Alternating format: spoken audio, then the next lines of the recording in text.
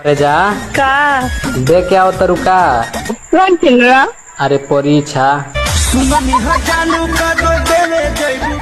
मोहन करे छोड़ दी कोई पढ़ाई आ होलाई स्कूलिया में बहुत लड़ाई। घड़ी घड़ी के सोकाल करत रहे बतियावे खातिर रोज लड़त रहे।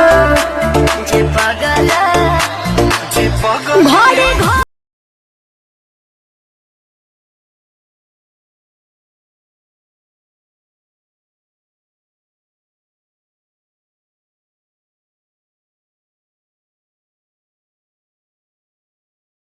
बलमुआ मिलल तहरे बा हमारा सनी की तह बलमुआ मिलल तहरे बा रंग के लगाई भतार सखी बहरे बा रंग के लगाई एक एगो प्लेट लेके आपस में बांट लो साली जी के काट लो या भाभी जी के चाट लो।